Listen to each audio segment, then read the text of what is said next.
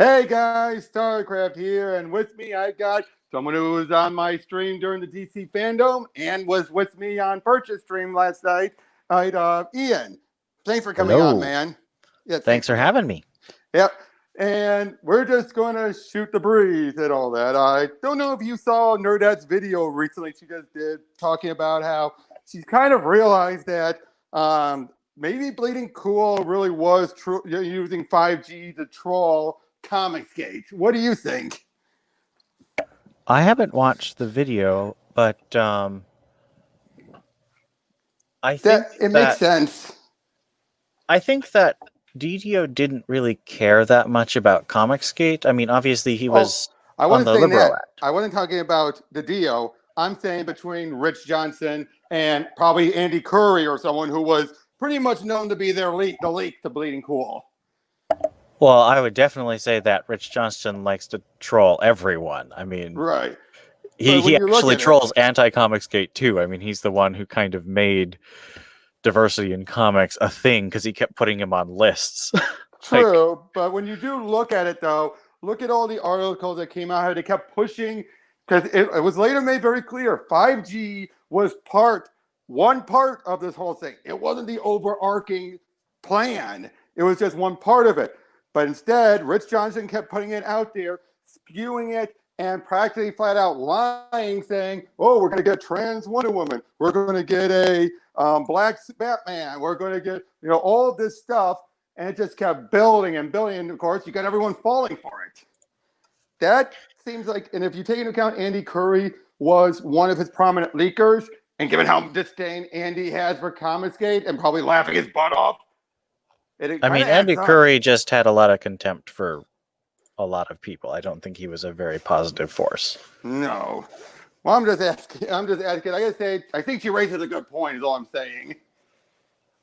I think that I there's a would lot of definitely say that Rich Johnston used 5G to troll everyone, and I think he did target Comicsgate, but I'd say he also targeted just everyone. Yeah, that's true. But who can say? And just given how that all went, though, it just felt so perfectly packaged to tick everyone in Comicsgate off more than it was to tick anyone else off. You know what I'm saying? I mean, again, I fell for some of them too. Yeah, I mean, I try really hard never to click on a Bleeding Cool link, but True. they even if you don't click on them, so many people they're kind of like the news thing. And there was a time like 3 or 4 years ago when I'd actually go to their feed and check out the comic Oh book news yeah, every I did day too. because we don't Yeah. have a responsible comics journalism site. Like, and I personally regard the Bleeding Fool and Bounding into Context as just as drama prone as Rich. I don't think that Oh they're yeah, and unfortunately, but they used to be so much more reputable, and they get yeah, some they good tried, but articles. then the clicks won out. Yep, especially once the clicks run out. And I think, be honest, that's happening for a lot of YouTube channels as well. I have slashed how my usual amount to, well, pretty much West, Perch, and Nerdette, and maybe a few others here and there are the only ones I pay attention to anymore. Maybe Clownfish when they're not talking Warner Brothers. If I could be brutally honest, I feel Clownfish was, when they talk about Warner Brothers, they just go right for the doomsaying. I mean, That's my people opinion. like That's my opinion. no, I'm just saying as a general trend, and this is something I noticed because of a video I watched about American news versus British news. When your model is commercially driven, there is nothing that drives engagement more than fear. And so saying something is doomed, especially something that a lot of people love, drives fear. And unfortunately, that rewards them financially. So it's going to keep Yeah. happening. True. Now, having you on here, you've made it no secret. A lot of the writers I adore, you do not care for. They're not So, my best friends, no. yeah, right. I mean, Jeff, like I said before, Jeff Johns kind of what got me into collecting comics hardcore and is a big influence for my writing, the way I kind of come up with ideas and write them. And Scott Snyder has been in that same ballpark, and yet what is it about their writing that doesn't appeal to you? So that's it's actually two different issues. John's is because it's very much a personal thing. Mm-hmm. He really enjoys just putting his heroes up against very, very violent threats. And Greg Rucka True. once asked Johns, so why do you keep ripping arms off? And John said he grew up with Mortal Kombat, so that level of violence is just kind of in his DNA. And I don't blame him for that. It's just not something I enjoy. Right. And even in like a lighthearted title, like I started reading his Justice Society of America, and it's very lighthearted, but then all of a sudden Nazis literally like melt the flesh off of families at a picnic. And I'm just sitting here being like, this isn't enjoyable. All those poor children. Oh yeah, yeah. I mean, the mom got turned to metal. Yeah, it's right just in the middle of crying out for them. It's really rough to me. Yep. Yeah, having the speedster run right through them. Yeah. I mean, that's straight out of The Boys, so. Oh, no kidding. But at least it was kept to one issue compared to, all the issues of The Boys. Yes. I have the same response to The Boys. And I will say that I think that Johns has a lot of very interesting ideas. And the multicolor spectrum. What else can be said about that? Yeah, I mean, and the Speed Force and just lots of ideas that are... That was Wade. That was Wade who came up with the Speed Force. Yeah, Wade is the one who came up with it during Terminal Velocity, which was right after Zero Hour. Pretty much, it was his way of... Because, in Zero Hour, Wally disappeared just like Barry did, because they're like, it's a crisis. We got to have a Flash sacrifice himself. It was his way of bringing... Wally back, explaining what happened to Barry, but also at the same time explaining why Barry can't come back, which is you need an anchor. Right. Okay. Yeah, now Jeff Johns expanded a bit more, but I think he more focused on the city more than he did, and the rogues than he did anything else. Makes sense. Yeah. So to answer the second question, why don't I enjoy Scott Snyder? And I've tried to make this clear. Scott Snyder, I've never said he's not talented. And I still hold up The Black Mirror as simply my second favorite Batman comic after Year One. I think it is truly a masterpiece. And I don't just say that. Sorry, I was just saying, funny thing is, he wasn't even sure about writing the right Batman. Then when he was told, oh, you're writing Dick Grayson, he felt like, oh, thank God. Well, and I think that he really used his personal anxiety. I mean, he's been open about suffering from anxiety, and his imposter syndrome, and just stepping into huge boots, and that really works for Dick. I really love his voice for Dick Grayson and for Jim Gordon and for Barbara Gordon, and he does a very good job with all his villains, especially James Gordon Jr. My problem is when he got to the New 52, a couple of things happened. He was writing Bruce. And for some reason, he's decided that his voice for Bruce is insanely cocky. And I don't enjoy that kind of Bruce. I prefer like a Chuck Dixon Bruce or a Tom King Bruce. And I know there's a lot of memes about Tom King's dialogue, but his Batman's very stoic. And Chuck Dixon's Batman's also very stoic. I prefer a very stoic Batman. I gotta say, when people complain about Tom King saying, oh, he cucked him, I never saw it as cucking. No, that's kind of weird. I think that the new phrase simp is actually a lot more accurate to what Tom King's Batman's relationship to Catwoman would be. I think it's a little harsh, but Batman definitely has a blind spot. But I would say that Batman's always had a blind spot way back to Batman #1, where he lets Catwoman go on the boat. Like, he's always had a softness for that character. So I think wait a minute. I thought a boat. I thought they met on the street. Aha! I love that gag. That was a really good gag. Because it's just like, we met on the street. No, we met on the boat. Boat, the street, boat. It's like, which do you prefer? Batman #1 or Batman Year One? Well, and I love that it brings both Batman Year One and Batman #1 back into continuity. They might not have happened exactly the same way, but those stories exist in these characters' relationships history, and I love that. Yeah. Now, with this whole, speaking of Tom King, this whole Batman Catwoman thing, what are you looking forward to with it? Well, If you'd asked me this 6 months ago, I would have said everything, just because I really love Tom King's Batman run, and my biggest complaint was always that I felt that 100 issues was too much. Tom King's very much into setting a bunch of stuff up and then paying it all off in the last 2 to 3 issues. And it's very hard to set things up for 100 issues and then pay them off. It's just so big. True. So I think that a 12-issue run is perfect for what he likes to do. And I like the slower pace, and it gives you time to really feel the feelings, which is what Tom King likes to do. I'm worried though, because King was spent a lot of time just before he basically got off Twitter, when he got into that very shameful thing that he did to Jay Lee. And I was glad that he finally apologized. But it just seemed to take so long. And I appreciate that he apologized and then basically left Twitter so that everyone can see he apologized and was trying to reform his behavior. But he was just so angry, and he keeps talking in interviews about how Rorschach is an angry book and all his books are angry now. And I'm like, I get it. I mean, there's a lot of anger. I feel anger, even though I'm on a different political side than Tom King. But I think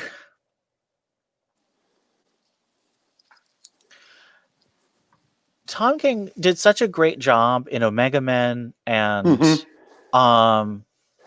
I would say Batman. And Vision, about showing that people who disagree with you, like villains or people who have a different agenda than you, aren't necessarily evil. And even the people who do monstrous things can have a sympathetic relationship, can have a sympathetic motivation, even if you don't condone what they do. And that's one of the few. That's one of the few things I would give his Thomas Wayne. At least he explained why he did it. I didn't like him being the final villain. No, I agree. Makes sense. And even Bane, like, one of the great things about I Am Suicide and I Am Bane was those parallel panels of Batman training and then Bane training, and you see that Bane really does have a lot of connections to Batman in terms of the kind of trauma that he's responding to and the kind of training he puts and discipline he puts himself through. So there's very much a there but for the grace of God go I in terms of Bane. Like there's a turning point where Batman could have gone evil like Bane did, or Bane could have gone good like Batman did. Exactly. And I'm worried that in Rorschach and in Bat-Cat that he's going to really have a shallower view of conflict, that instead of having people who he disagrees with but he's willing to humanize, he's going to have people become this mustache twirling Trump supporting character. Yeah, exactly. Yeah, which he kind of is hinting off in Strange Adventures subtly. Well, I am hoping that he really delves into Alana and what's Alana's father's name? I forget his name, but I know what you're talking about. The big scientist on Ran. Yeah. They are very clearly morally corrupted characters. Like they're oppressing and they're using other races, and they're doing bad stuff. Alanya, you don't get that until in the past stuff. In the present day stuff, you really do, but not the past stuff. Right. So I think that there's still a chance that Strange Adventures will show the motivations, because I have a hard time believing that King would spend so much time developing the love between Adam and Alana, even if they're compromised characters, without giving us more reasoning. Like, I don't think that in Strange Adventures he set up a flat cardboard. It feels almost like Omega Men, where you have a really heinous villain in the sort of administrator of the Omega system.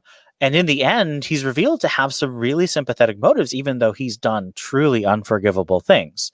Yeah. So I'm hoping that we get something similar with Strange Adventures. I'm worried about Rorschach just because the conversation about Watchmen is just so black and white, which is frustrating to me, because the point of Watchmen is that they're not black and white. And the point of Rorschach is that he only sees in black and white, and you're supposed to disagree with that. You're supposed to see that his uncompromising way of seeing the world, while it can be admirable because he's willing to stand up against the powerful, it's also his own destruction, and it destroys so many people in his wake.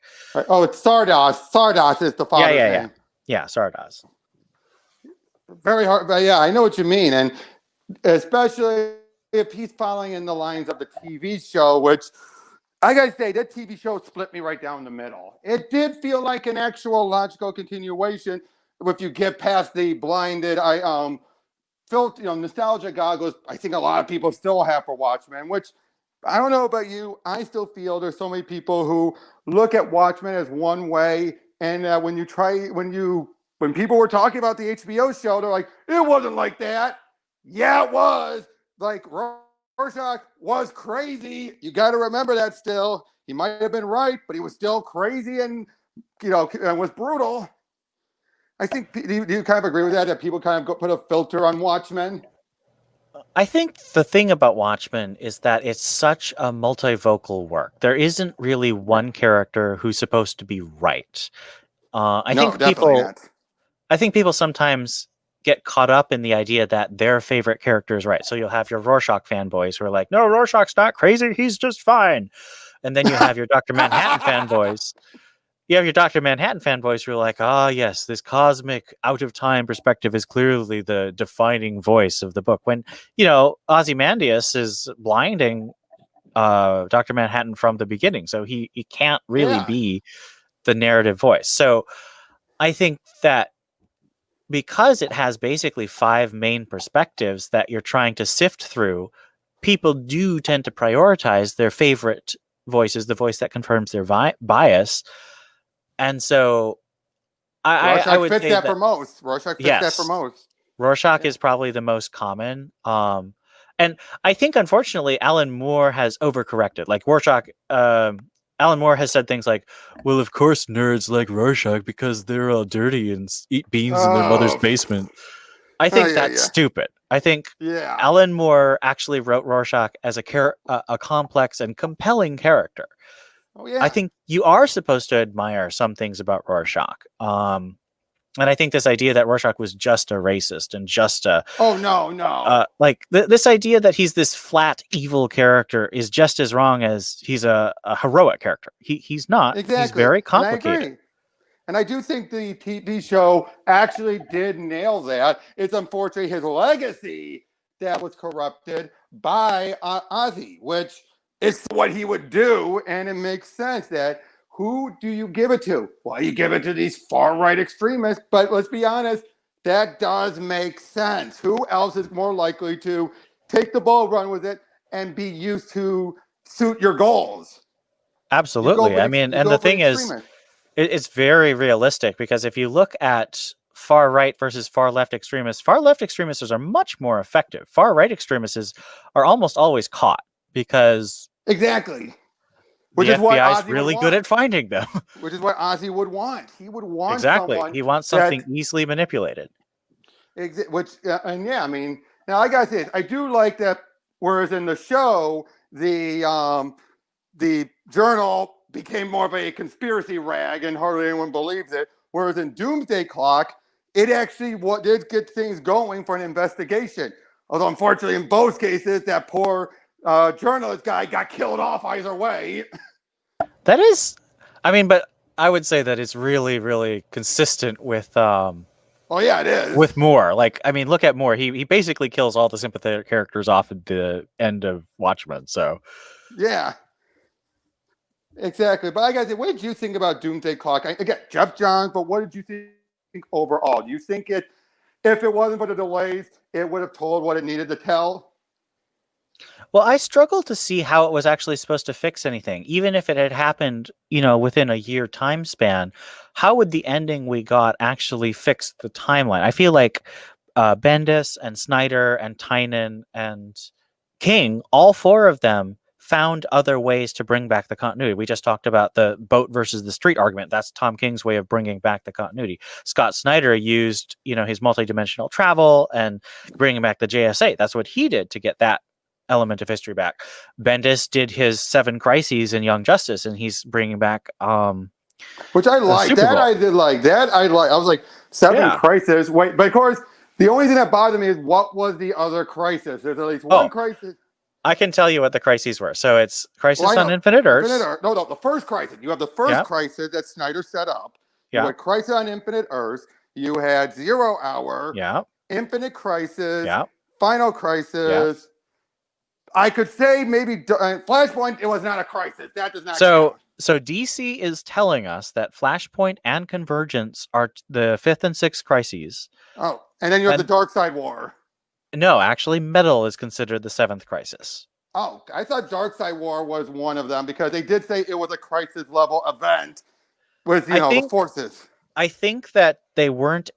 I think that editorial looked at the changes that happened with that and didn't want to consider it a full crisis. And I know this because they pushed this out through their DC Daily video series. I hardly watched those. That's why. I know they were very boring, but if you did watch some of them, I didn't watch all of them either. I just happened to watch one of them, and that's where they pushed it out as an official fact that those are the 7 crises. I would definitely argue Flashpoint and Convergence. Yes, given the ending. Convergence brought back the multiverse, so yeah. I would say that it's definitely there, even if it's kind of dull. I love Convergence. I loved it. I love the tie-ins to Convergence. I didn't enjoy the main event. Everyone says that. I actually liked the main event. I especially loved the stuff that, even though it felt a little out of place, the stuff done with Warlord and how one of his villains ends up becoming one of the main threats. Yeah, I mean, I think there's a lot of good ideas. I'm not the biggest fan of events in general, so I am. Yep, I mean, and most people are, so but still, I did find out those 7th crises were interesting, but it also bothers me how he does basically handle continuity the way he does, in a way that makes zero sense with everything else. I mean, that's typical Bendis, but I mean, I would argue that actually King and Snyder have the same problem, that they write in a way that's consistent with how they're writing, but they don't really pay attention to how it's going to fit with other people. And that's one of the reasons I really like Tynan, because he actually does really care how his writing fits with other people. Right. But I do think, though, but with Bendis, I mean, let's be honest, they're the same man who infamously put in Disassembled, there is no such thing as chaos magic, which we know that was bunk. I mean, that's something that he's never going to live down in my eyes. That was beyond, like, you don't even know what the hell you're talking about. I would say that's probably Bendis. I mean, because that's at the very beginning of his big profile career. So he's probably trying to be like, aha, this is how I'm going to make my mark. I'm going to say something that's obviously false so that everyone knows I'm serious. Yeah, but I do love how there was a what if House of Avengers Disassembled, where you see, it turns out that version of Doctor Strange we saw was an illusion by the Scarlet Witch. And because when the real Doctor Strange sees it, he goes, when he sees that there's no such thing as chaos magic, he goes, of course there's chaos magic. That's the problem. It's chaotic. It's like, wow, even the writer there was taking a pot shot. But I just feel, I mean, I know you have come to, while you agree there's some problems with Bendis' run, you still say there's some good points, and there are some, but I'm sorry, this recent stuff, the House of Kent, really is not, it's like, this is what you're building up to. I do not, like I've said last night on Purchase Street, I do not like a proactive Superman in that regard. I mean, this is where the fact that I'm a very casual Superman fan comes in. I like seeing a Superman that sort of does something slightly different. I can definitely see, I'm not the biggest fan of the way Injustice, the video game, especially two, has really corrupted Superman's image. Especially because since Injustice, it feels like the quote unquote iconic image of Superman is in the dark with the glowing eyes, and I think that's unfortunate. Oh, no, because that's Batman. That's, criminals fear me, whereas Superman should be the people are inspired by me. I feel like those are the impressions. I know that, though. They've done the glowing. I remember hearing this from a podcast I used to listen to called From Crisis to Crisis. I don't know if you heard of that one. I've heard of it, and I'm trying to remember Superman homepage, but there was a point where Michael Bailey, or is that Michael Bailey? Yeah, I've listened to a couple episodes of that. It's good. Yep, I know you've been on Batman Universe. I'll be honest, I used to know a lot of those guys, in the podcasting realm. I mean, personally, directly, I would write to them and everything. Hell, do you remember the Just one of the guys. You remember that podcast about I don't the think Guy Gardner, Kyle Rayner eras? is that Shag? No. The guy, unfortunately, is no longer with us. Oh, I don't think I know that one then. Yeah, but that was one of my first podcasts ever was on that. You know what I mean? Nice. But like I said, though, unfortunately, after the election, I couldn't deal with any of the guys there anymore because they were so political. Yeah, You know, I mean, that's unfortunately. Shag's one of the few that's still reasonable.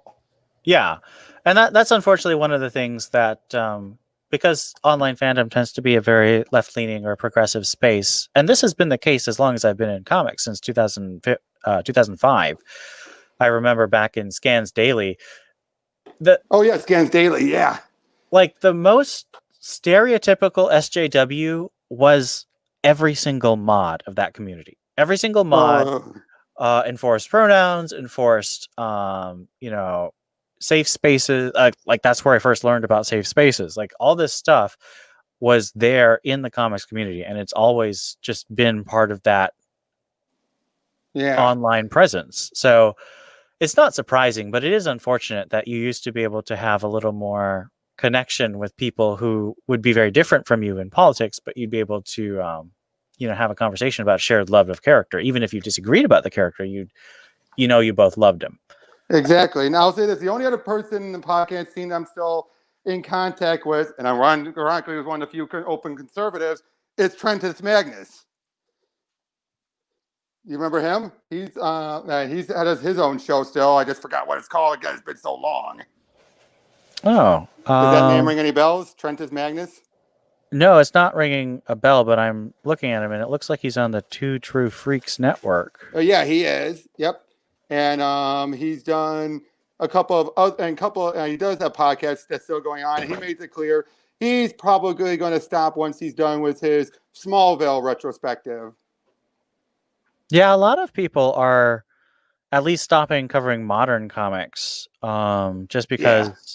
And that's actually something I wanted to talk about because we had a comment on the live stream last night from Ash about how modern comics fans are too easy to forgive things, and they accept inferior stories just because they like the characters or something like that. I'm partially guilty of that, but not to the degree that I think some people think about with me. Well, I think that most people age into and then age out of comics. There's a reason that comics have reboots, and that's because the audience of comics cycles. Yeah.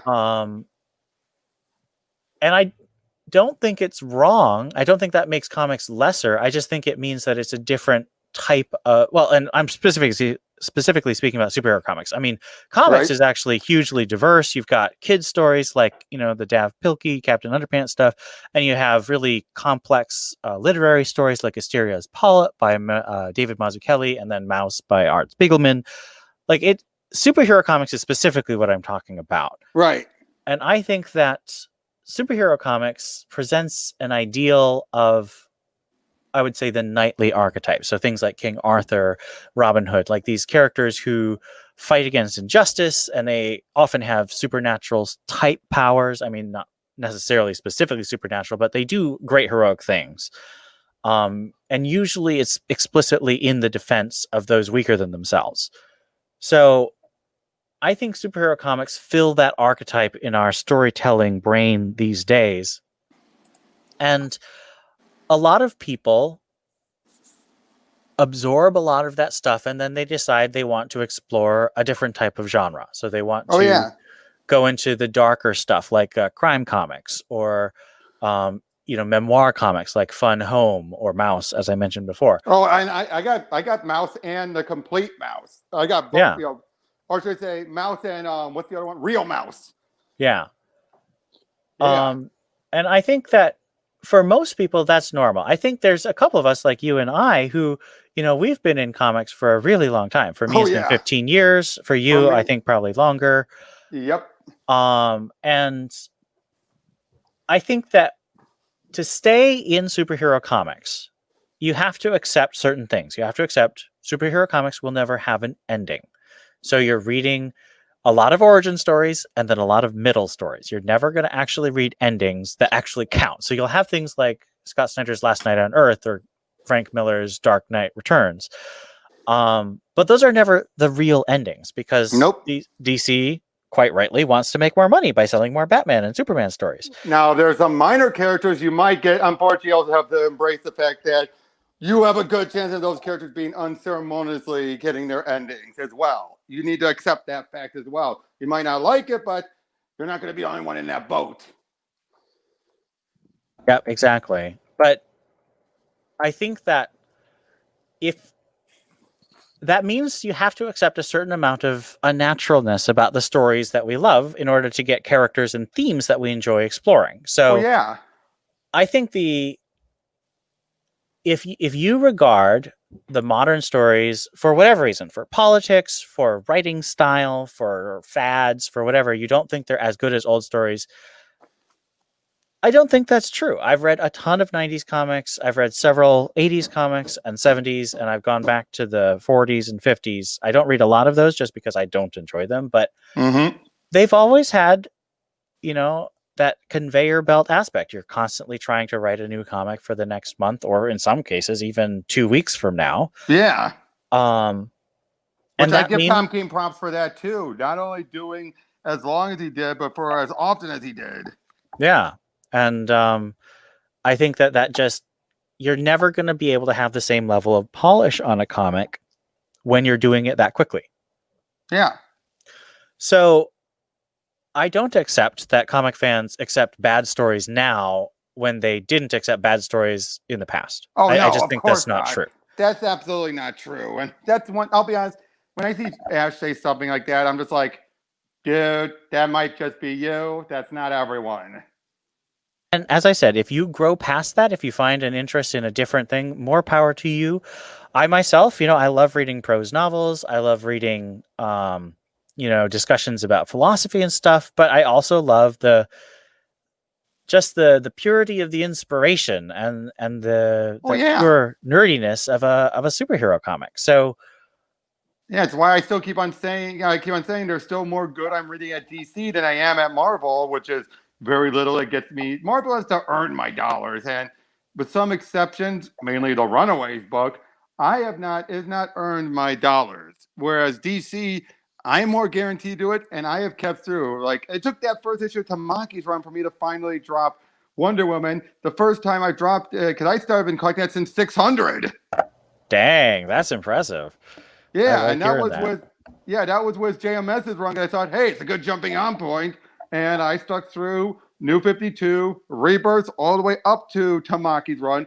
And the main reason why I dropped it is because, and why I didn't drop G. Willow Wilson's, for example, is that Wilson was still playing off of Robinson. But Tamaki was not picking up any pieces from Orlando. So I was like, well, okay, perfect to drop off. You know what I mean? But yeah, and everybody has a point when they, I think, should drop off. Like I have a completist. I have a completist element in my psychology. Oh, me too. But I've worked really hard to suppress it. So I have tried to make myself buy only key issues of Tom King's run. So I love Tom King's Batman run, but I don't love all 85 issues of it. So I have made myself not buy all of it and just buy the things I like, both for financial reasons and just because I don't want that stupid Master Bruce issue in my collection. I don't blame you. So I think that everyone collects how they collect. Everyone stops collecting when they want to stop collecting. And one of the things one of the reasons I love listening to Perch and I like listening to you is because both of you are really into having people find what they like and discuss what they like, even if you don't like that. And I think too many people are into, well, if I hate Bendis, then everyone should hate Bendis. And I think, and I definitely sometimes, I don't blame people for feeling that way. It's when they act on it and then get obnoxious about it. Yeah, and like I've had to struggle myself because Scott Snyder is the big writer at DC right now. At least until the end of Death Metal. Right. But if you look at their schedule, they've got, a Death Metal issue every month and then at least 3 tie-ins every month. So it's like an overwhelming just amount of content. Now, thankfully, I can ignore that for the most part, but it's there. It's eating a lot of the conversation. So I've had to really watch myself and not get too much into conversations with metal. And one of the things I've really tried to develop is this thing when I don't like something, when someone brings it up, ask them why and start learning things that really appeal to people about writers you don't like. And you can start looking for that when you read it. Yeah, that works. That's very good. And that's a good thing. I say this, and I remember, I don't know if you saw my video I did like around last year, I think, where I pretty much took Shag's quote of find your comic book joy. That's what's driven me ever since. Ever since I heard that phrase, I have just stuck to it. Find your comic book joy. Find, even in the book that annoys you, find what you like in there. It could be the art. It could be particular moments where the character is still, it's fine. If that's what keeps you going and you are enjoying that, focus on that. I'm not saying use that as an excuse to keep buying shit, but I'm saying, no, if it's something where you're like, how some people are wanting to keep, they don't want to stop because they don't want the whole in their collection. I'm saying that that's a good reason, but if it won't go past that, then yeah, drop it. But at the same time, though, buy the stuff you want to like, or that you do like. Stop buying the stuff that's going to make you rageful and regret it. Yeah, and I don't really understand. Like, I have that completist impulse, but I don't understand why you'd stay in that state of just unhappiness. Like, oh yeah, it's like the fanboys of Star Wars who, hated Last Jedi so much that they just hated it every day for a year. And I'm just sitting here thinking, I hated Last Jedi. Straight up. I think it's a terrible movie. It's very offensive on so many levels. But I watched it. I ranted for a bit to my friends who I watched it with, and then I stopped. And I feel I don't bring it up anymore. I might bring it up if someone else is doing a discussion, I might jump in and be like, give my 2 cents. But I'm not just saying like, out of the blue, what I hate about Last Jedi and no one listening. It's like, why? I mean, it's like there's just so much of that stuff going on, and I know people are making livelihoods of it, and I do think that's part of the problem. Is that, like Perch said in one of his videos today, that when you have people doing this cancel culture or this outrage stuff, and that's your livelihood, you're not going to stop.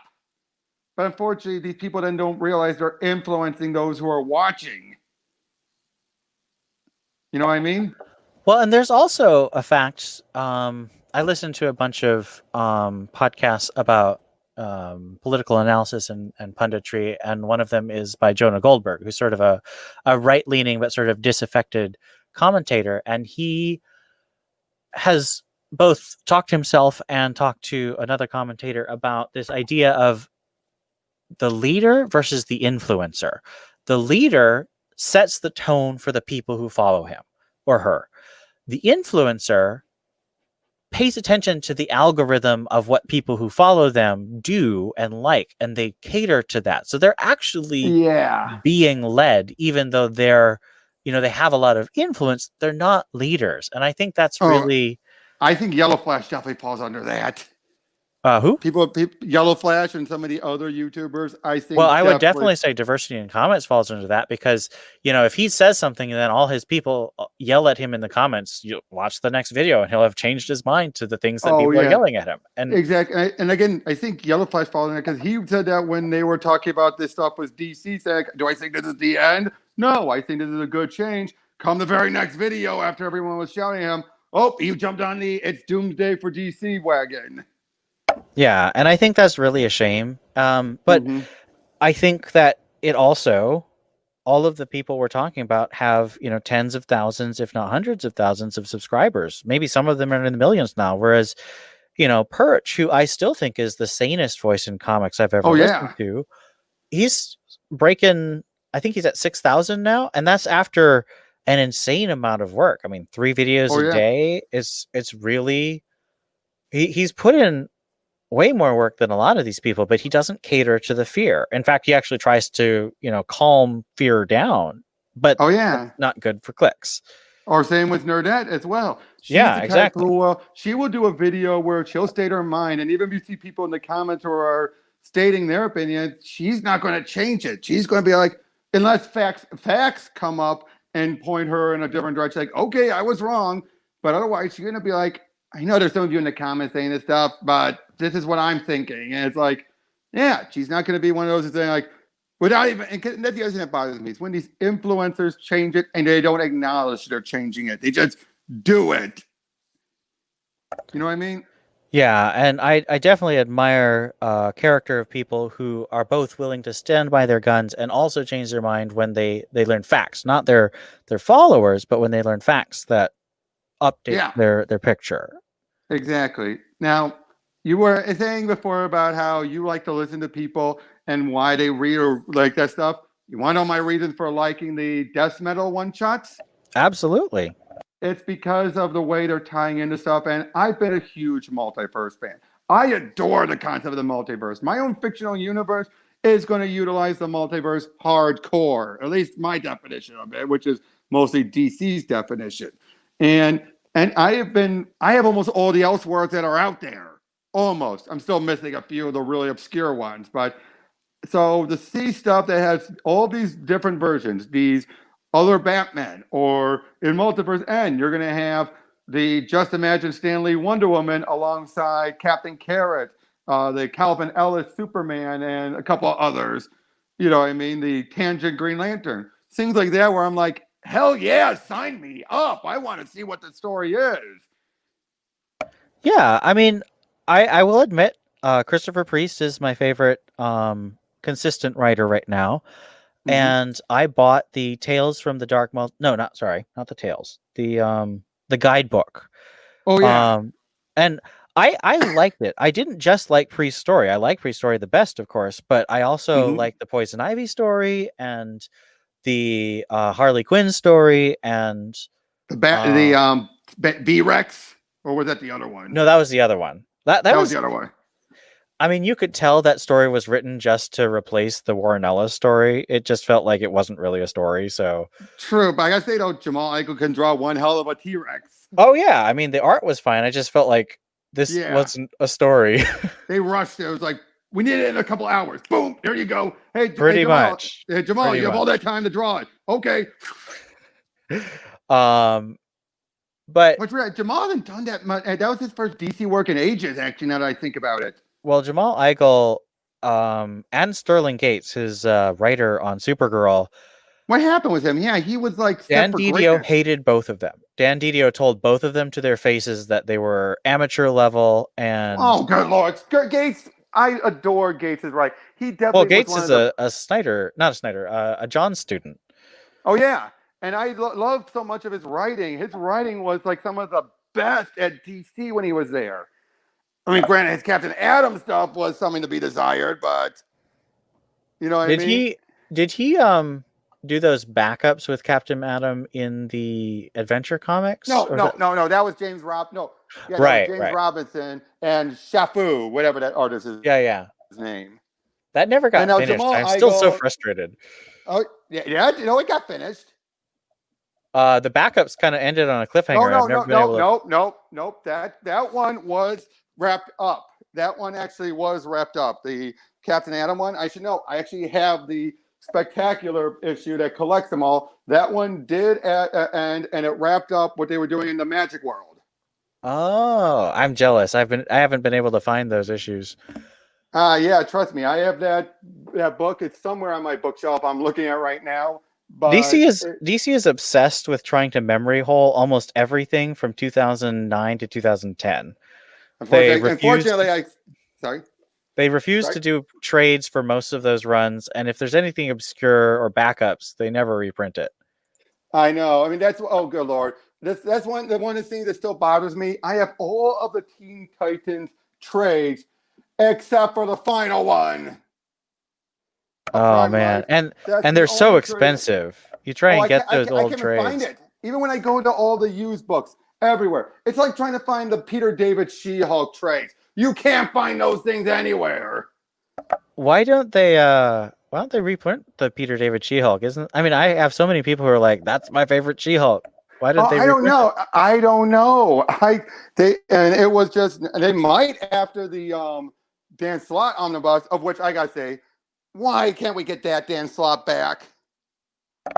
I think because he got too big and he was on one thing for too long. Yeah.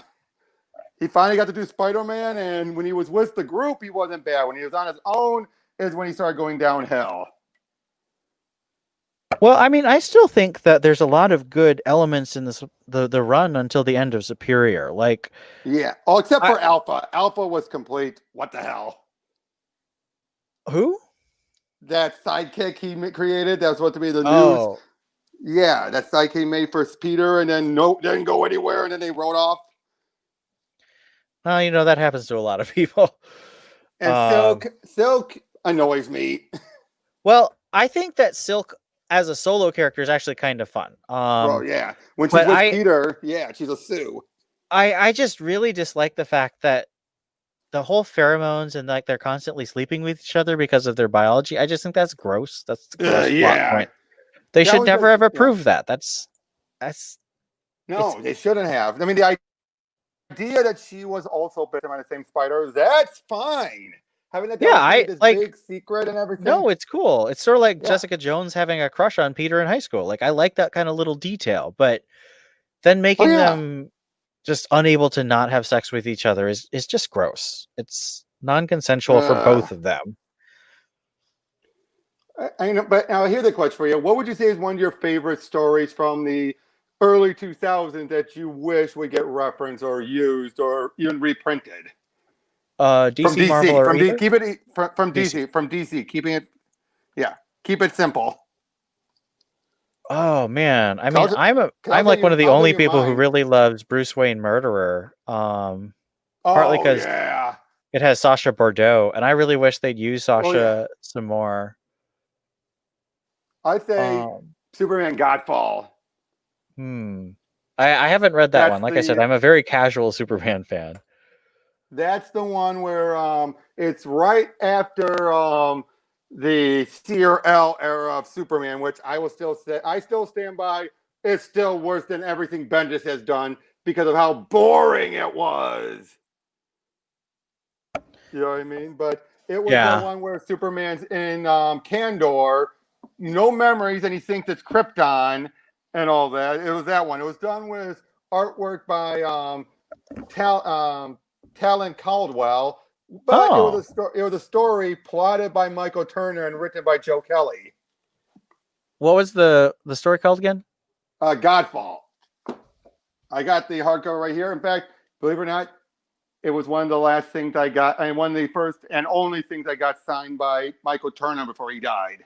Oh, that's really cool that you got that, though. The other one being, my Superman, Batman, Supergirl hardcover. Nice. And I had Talon Caldwell sign it later, and he drew the main character, the one love interest that was introduced in there. She was messing with his mind, but I'll just tell you, this was basically sex appeal in the comic with her anyway.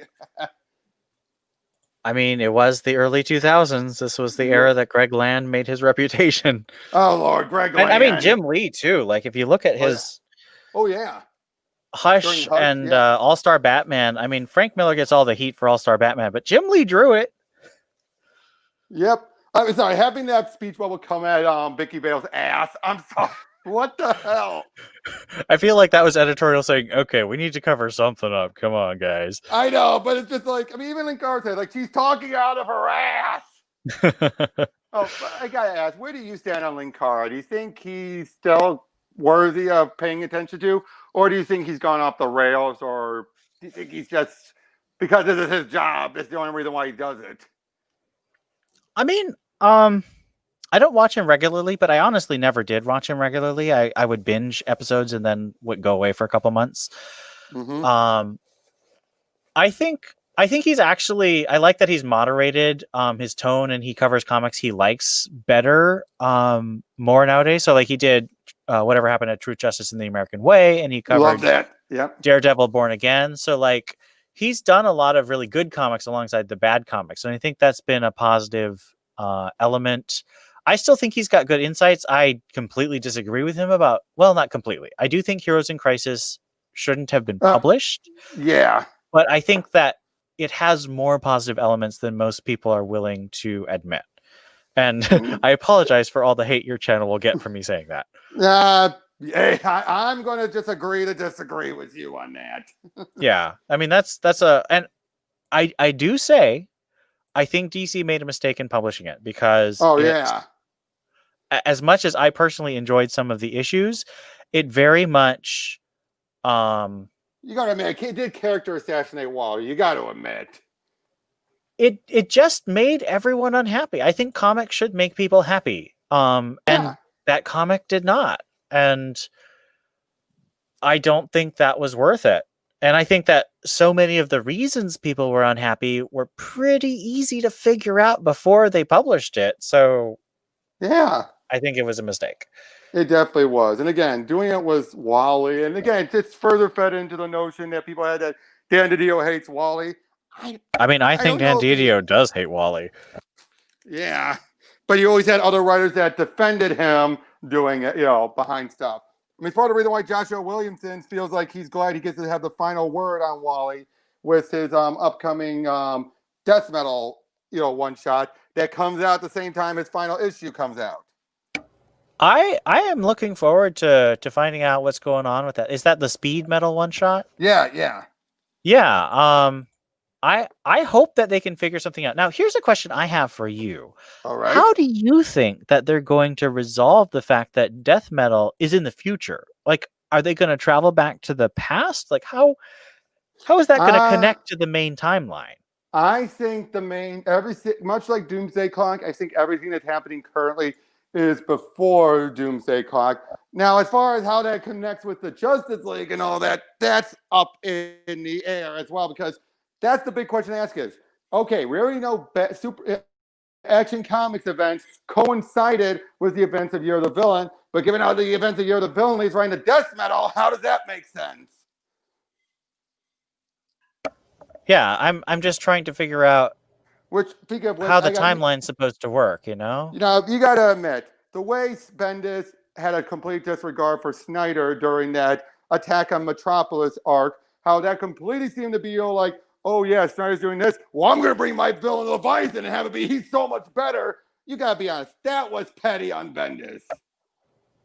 Well, I mean, I would counter that by saying Snyder put Batman in a full body cast during Tom King's run. So I think all the writers are just a little disrespectful to each other. Yeah, but that one in particular, you got to be honest. That felt like Leviathan is nothing compared to what was going on in Year of the Villain. It was all the Justice Doom stuff, but he had to say, nope, they're better, and they're acknowledging it. I mean, I will completely agree that Leviathan was a pretty dumb villain, but and having it be Manhunter too. That was a weird choice. But I am frustrated with Year of the Villain because having just gotten into Hawkman and seeing what the Infected storyline did to the Hawkman title. Now, Venditti handled it like a pro. That story still is great. Went a little long. Him and Supergirl both went a little long with it. Right. I mean, but that's the thing is he was handed a really rough situation with his main character just being made evil without his choice. And I think I think that's a jerk move by Snyder because I don't think Snyder worked was it Joshua Williamson since he wrote that portion of it? That's a good question. I don't know who exactly it was, but I feel like that Snyder... was Joshua Williams who did the picking, I think, because let's be honest. Aside from Year of the Villain, Arise, nothing from Infected really led into Snyder's run. Yeah, which is weird because I was expecting the Infected to all sort of be, in the first issue of Death Metal, sort of they were like the Court of Owls. Yeah. So the Court of Owls great concept. The Court of Owls summoned Barbados or whoever it was. Yep. In the first issue of Metal. And I was sort of expecting the Infected to do something similar in the first issue of Death Metal, but they were all resolved before that. So it felt kind of pointless in the end. Right. Oh, speaking of which, to answer another question, a question I had as well, I was going to ask was, what's a character you wish people would do more with, or you feel has been so underutilized? For me, it's the female Dr. Light. And I got to say, I just found out she's going to be Kimiyo Hoshi, which Yeah. I don't mean to brag. I am pretty much certain I'm the reason why she had that resurgence in the 2000s. You want to know why? Yeah. When I was at a panel, now this was after I was one of those who really got things going with the whole being outraged about what happened to her during Green Arrow. I'm sorry, that was disgraceful. You know what I mean? Refresh me. What happened to her? For one, Judd Winnick for some reason, she was put in charge of Cord Industry, and then the male Dr. Light showed up, they fought, and then he stole her powers and dropped her from a building. Then the next issue of Green Arrow, no. At the end of the issue, she's at the hospital. Ollie runs in, finds out what happened. Arthur Light comes in and attacks. The last thing we see of her is she's knocked off the hospital bed, and that was it for the whole. We never saw her again. And then, of course, Arthur Light says, almost like I raped her. Yeah, back when, of course, the Arthur Light was all rape. I love to rape. There's something about. Which is not what Meltzer set him up to be. That's the one thing that bothers me. Meltzer did not set him up to be the rape king.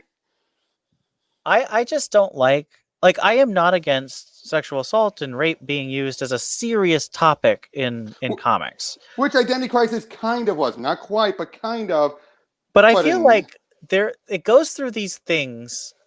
And I would say that Identity Crisis was part of this wave. And when was Dark Reign? Wasn't Dark Reign 2008 to 2012? Or was it earlier than that?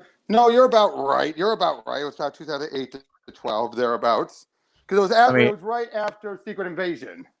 Okay, it's 2008 to 2009. So Dark Reign and Identity Crisis was 06, I think, or 05? 05, because that's still because 06 was Infinite. Right. So there's a period when everyone was being really edgy. And I would say that the 80s was another period when everyone was being really edgy. But they handled it better in the 80s. I'm not a big fan of what Alan Moore did to Barbara Gordon. Not just the shooting of her, but the nude photos. I'm just sitting here being like, why was this necessary, Alan Moore? But I would say this. I'm one of those who refuse to believe Joker raped her because... no, I don't think he raped her, but the photos were definitely sexual assault. Oh, it was. But can I say this? Joker, yes, he will have sex with Harley, but I don't think he sexually abuses her, nor does he, not in the traditional sense of it, where, you know what I mean? Where it's I actually think that main continuity Joker doesn't have sex with Harley. I think that Harley has a one-sided crush on her, on him, and he likes, every now and then he'll have sort of romantic impulses because he thinks it's funny. But I think, as much as I don't like getting into the identity thing, I think Joker doesn't have an interest in sex or is asexual. Now, I said this: if one of his goons was there and he wanted to go rape a woman and everything, Joker, or he would try to imply it, he'd be all like, "What was that?" And then he'd get in their face and be like, "What's the punchline?" Yeah, he doesn't. I don't think he would think it's funny. And then he would shoot the guy for even having that thought. Exactly. Yeah, I mean, that just seems to write itself. I'm on board with you. Joker did not rape Barbara Gordon. He assaulted her by doing the photos, which was to rile up her father. But let's be honest, if you're going to try and break a man like Gordon, that's one of the ways to do it. I hate to say that, but that is. It is, but I don't know. I have a problem with the killing joke on just a lot of levels, but I feel like the nude photos. The anime movie made it worse. The anime movie made it worse. Jeez. Talk about a lack of respect for Barbara Gordon. They made her into an incompetent who has a crush on her boss. It's just so many bad cliches. I wonder where Tara Strong really stood on that while she was voicing it. I hate to say it. I think Barbara's like, are you freaking kidding me? I mean, I think she I would personally bet that she wasn't a big fan of that, but she's a professional, so I think she tried to She do her is. best. Yeah, she definitely is. But yeah, I mean, the animated movie, the original Killing Joke, as much as I dislike it, is just really well done. I will say that. yeah. But the And I animated think, movie is just not well done. I mean, it's cheap. well, It's after the first 30 minutes, it was. And once it actually goes into the Killing Joke thing, so long, if you're just there to hear the two main actors for the two, Batman, Joker, do the lines, of course, people have been waiting for that.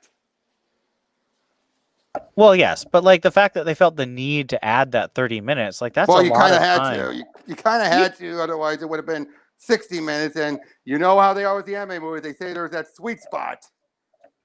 I just think they should have gone with what. Well, and here's the thing. I think they probably did Batman Year One, which was only like 45 to 60 minutes, and I think they ran into trouble with sales with that. So like, we're not doing that again. We're always going to do that 80 minutes. Yeah, but I don't think they should have. Agreed. I gotta say though, I'm still fun. There's more of those anime movies I like than I dislike. Like, and I would say this as well with now Killing Joke. Yeah, it would have been sacrilegious if they rewrote almost anything in the main adaptation. But look what they did with Gotham by Gaslight. They reworked that. That was more a loosely based on. Yeah, I mean, I think I've read Gotham by Gaslight, and I think that it kind of needed something extra because it's kind of short for a full length. Well, there story. was a sequel, and they did add elements from the sequel, but they completely redid it, especially having have you seen the anime movie? Yes, I have. Gordon being the Jack the Ripper. I'm like, I was so sad. Gordon's one of my favorites, and I'm still so angry that he was one of the infected, and it's just. Ugh. Well, in that case, though, let's be honest, though, it made sense giving out Batman Who Laughs ended. Well, I do not like it when a comic, something that's supposed to be a miniseries ends and teases the next story. I don't like that. I think that a comic miniseries should end. And if you want to build on that, a good writer can build on a story without having to seed a cliffhanger at the end of the previous story. True. Now, I know you, and where I kind of agree with you, where to stand on DiDio as an editor. Where do you stand on him as a writer with his old school hokey writing? I gotta say, every time I see him pop up in the anthologies, the holiday anthologies that I buy, it's never something I really enjoy. Like, he fills an audience, and I think that he has a lot of talent, but I have a very narrow set of interests, and I do try and broaden them sometimes. That's why I checked out Hawkman, which is normally not the kind of thing I would read. But I think that the way he writes, like the Cosmic Knights, I was just like, what? I don't. Well, what about Metal Men? I haven't checked it out just because at that point I was really mad at DiDio for a lot of reasons. So I didn't want to give him time. Well, you do know that that's one of the things he is beloved is the Metal Men. Yeah, well, I think if I were going to try another DiDio project, I would try Sideways. Yep, Sideways or OMAC. I did try OMAC back at the beginning of the New 52, and it was a little too. It felt almost like a Rob Liefeld, big guns, big everything. Well, I'll tell you this: it was still a lot better than his Outsiders run. Oh, geez, I'm not going to touch that. He took over from Tomasi, where Tomasi was having a beloved, if short run. Then he came on, and basically it's like, well, get me by this way. One of his new characters introduced was named Freight Train, who, of all things, he came out of Bloodlines. Or at least his origin was. He wasn't literally from Bloodlines, the event, but DiDio said his origin connected to Bloodlines. Yeah. What the heck? I mean, there is a reason why DiDio doesn't really have iconic runs of anything. I think that he's talented, but he's kind of on the same level as your mid-tier supporting writers. Right. But I will say this though. You want to know one thing that's also I've always told some people that blows their mind? DiDio was the head story writer during the beloved third season of Reboot. Not Transformers? Nope, Reboot. Oh, I did not watch that. Oh yeah, that's the one where you had, Bob was launched into the stuck in the web, and you've seen Reboot, right? No, that's what I was saying. I haven't watched the Oh, you have cartoon. not seen the series. Oh, yeah, the third season he did it. It was some of the best writing, and it was of that series. And yeah, he came on, worked on it. It was great. After he left, and then they worked on the fourth season, which was 2 movies that were eventually split up into multiple episodes. The quality was not there. What did I say though? You had the Dio on board. The quality was some of the best in that 4-season series. He leaves. It's not as good. Well, and it looks like, I'm looking it up on Wikipedia right now, it looks like DiDio was collaborating. And I think when he's collaborating, he can be a lot better than True. solo. But Oh, that's yeah. true. But obviously, he was brought into mainframe at that point and everything right around that time. But still, that is one thing people do connect him still with is Reboot, especially that season. When you have that's everyone's favorite season, that's going to happen. So, what do you think is going to happen with the generations? Do you think that's going to be sort of like the Endless Winter where it's kind of self-contained, or do you think it's going to have implications for the broader universe? I think it's going to be I think it's going to be like Avengers Forever, like Perch had said. I think it's going to be self-contained, but by the end of it, whether the mainstream universe knows it or not, kind of like Convergence too, things have been changed. That's what I think is going to happen. I think it's going to be where it is important, but it's not going. It's important from behind the scenes. Okay. And if anyone wants to pick up from where it leaves off, that'd be fine. Yeah, I am really curious to see what DC's line's going to look like in January because they've canceled so many titles. It's very clear to me that they're planning kind of a big launch in January. So after Death Metal ends, yeah. Right. And that's why I was asking about how do you think Death Metal is going to connect to the main timeline, because it's got to do something, because otherwise it's basically just like Dark Knight Returns. It just happens in the future. True, but I think the other key thing people have to recall is that, especially given what Snyder stated and everything about it, it's going to end with everything's going to be resolved, but with additions. Like nothing's going to be taken away. A lot of things are going to be put back in. And given how the story's playing out now, and given what Wonder Woman's already stated the plan is, it's going to end with the entire multiverse being restart, but it's not going to be that much different. It's not going to have anything less than it was when the story started, but it's going to have a lot more added, brought back in. Right. And I think the fact that Tynion's not going anywhere around Batman means that they obviously can't do too much that's wacky and different. Oh, yeah, but I think even Tynion, whichever, I think he's going to reach a point where it's going to be like he's going to start acknowledging it. And we're like a lot of stuff, we're not going to know exactly when it happened. We're just going to know that it happened. Yeah, I think you're probably right. It's kind of like how Bendis was hinting. Even he would say, "Oh, a lot of the stuff is still pre-Doomsday Clock, but we never found out when that divergence, in the post-Doomsday Clock ever was." Well, I mean, when did Doomsday Clock actually happen?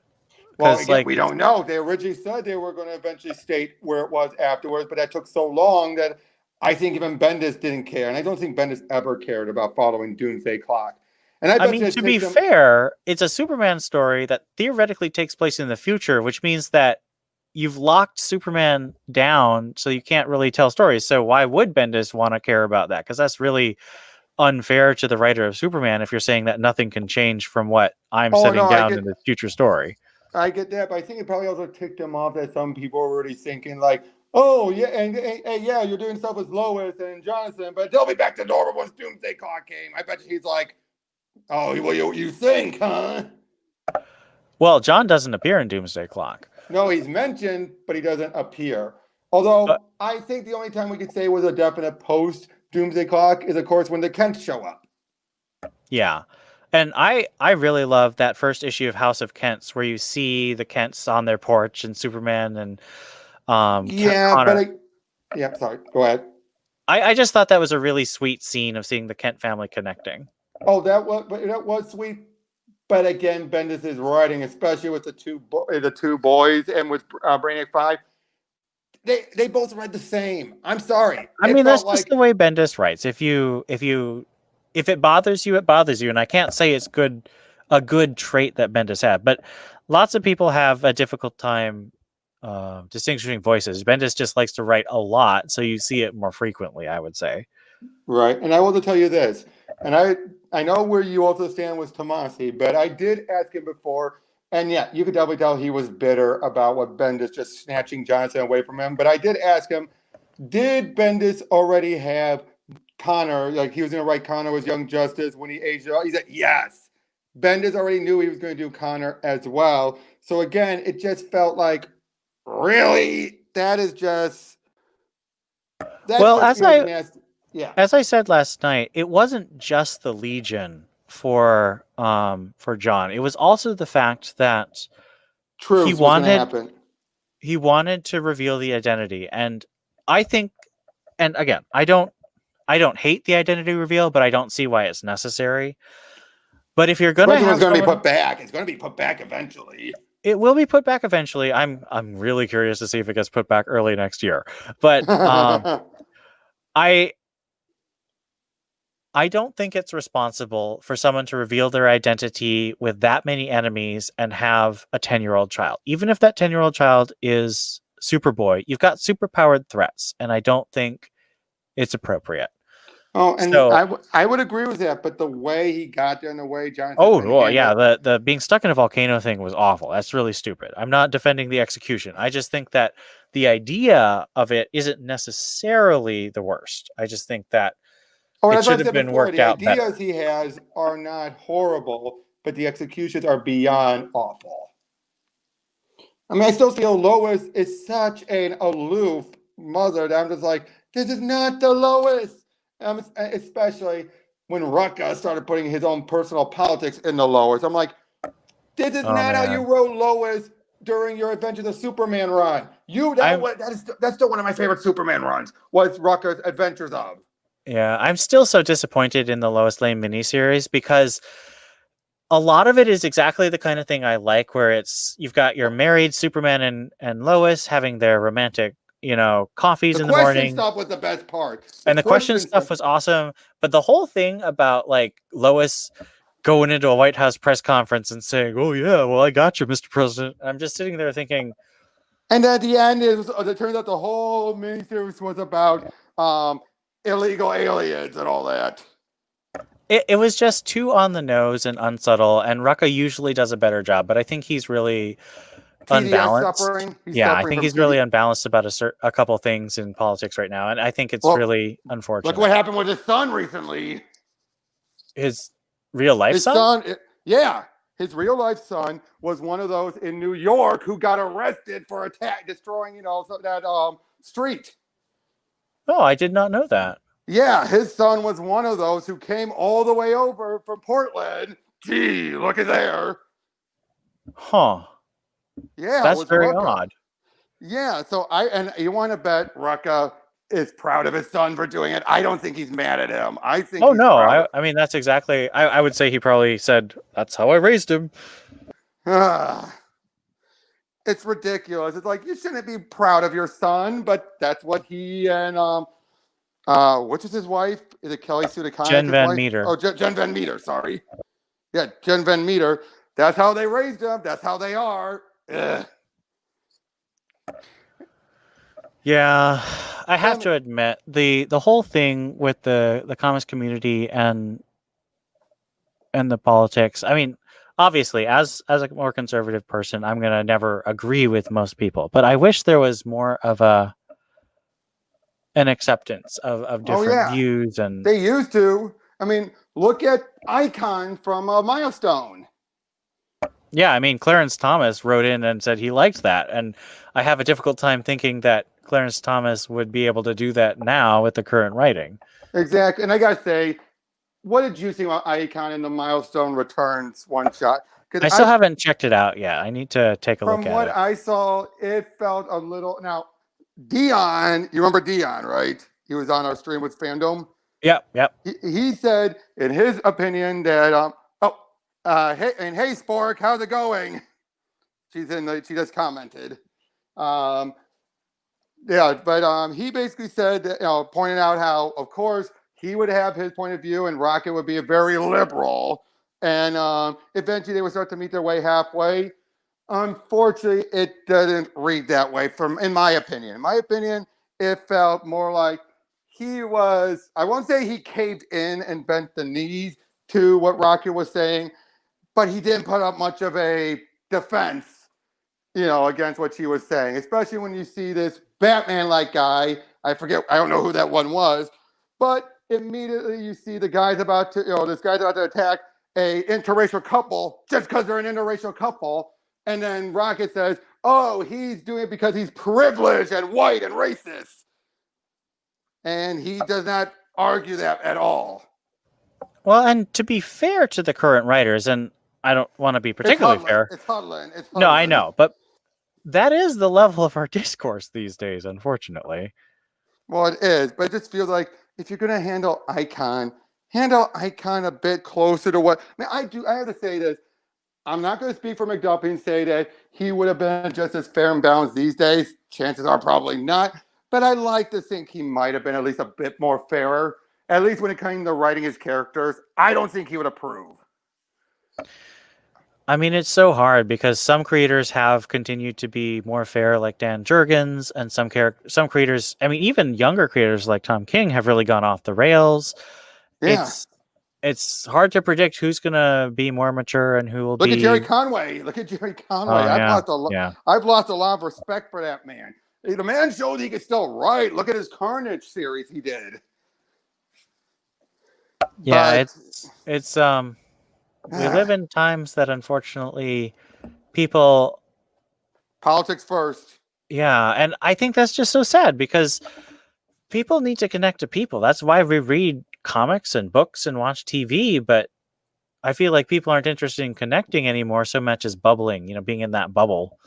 And that's on both sides. That's not just, the creators. I mean, fans feel the same way. There's a lot of bubbling in there as well.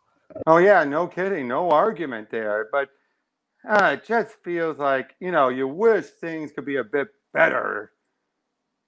It's just... Yeah, you know what I'm saying, right? It's just... Absolutely. Why can't things go back to how they were?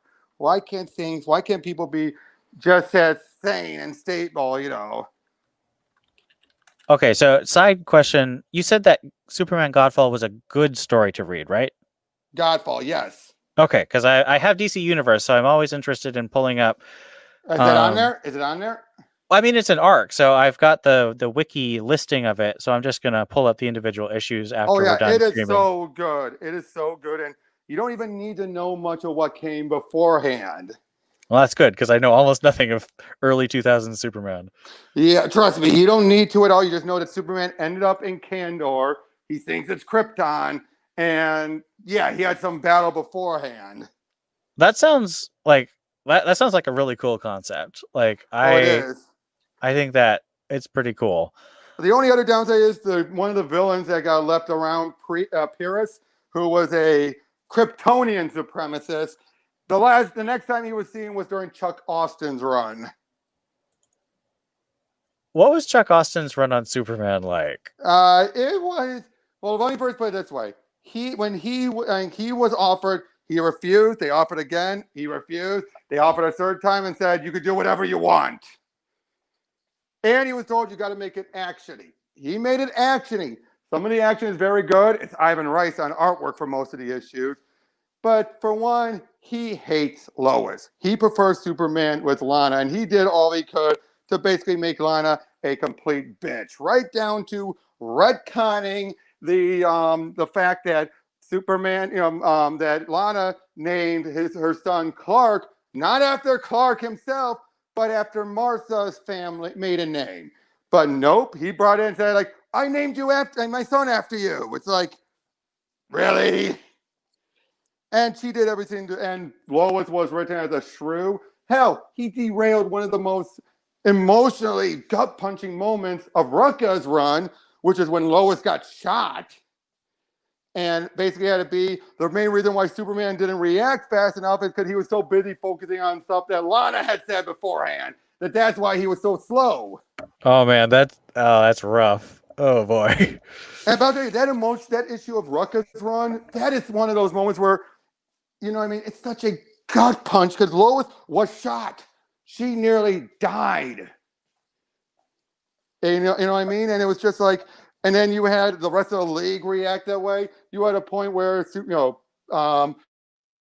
they had to set up with the Justice League when Superman's out doing a mission or whatever, that any phone calls would go to the League satellite where Martian Manhunter would, pose as Clark, with his voice. Well, in that case, they actually had to be where Perry contacts there. You have Martian Manhunter respond saying, hey Perry, how's it going? Clark, I hate to tell you this, but Lois has been shot. And Martian's like, Clark, I'm sorry, Perry. But you can still tell Martian he's just as stunned. Rucka does know how to do those really tragic moments, man. And I know, and that's why I missed that version that when Rucka did that stuff. I miss it. Yeah, and even in the best parts of the Lois Lane series, I don't think he ever really touched on moments that were that dark and true. I know, and again, he really got it to the point where he brought in a new double L character named Lupine something. I can't remember her last name, but she was this woman who didn't even know Clark Kent, but she was lusting for Superman, and it was just so great. There's a point where Superman, shows up at her apartment, and she's walking in, he's looking to find her. She's in the bathroom in a bubble bath. So obviously at one point, she's just talking, to him, still making it clear that where she stands because she's the new head of what's the SPD? Not SPD, the Metropolitan Police Department?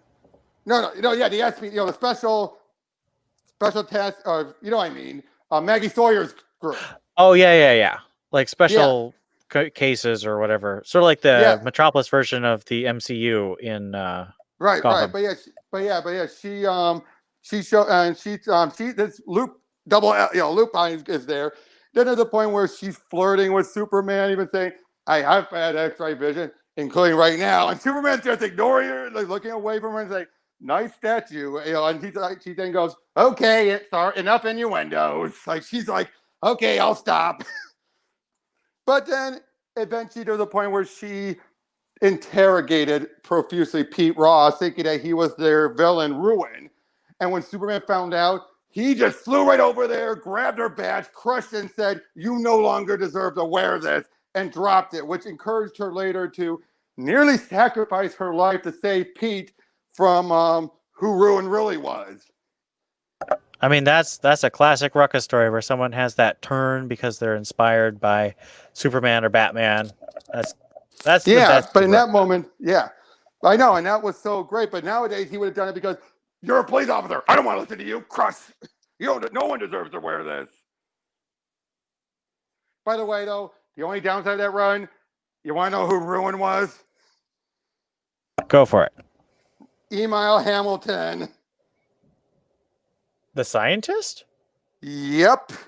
He came, and he already was off the board because he had a mental breakdown for a second time where he went evil. And then they bring him, they set up Ruin. Then email comes out back once or twice, and it's revealed he was the bad guy again.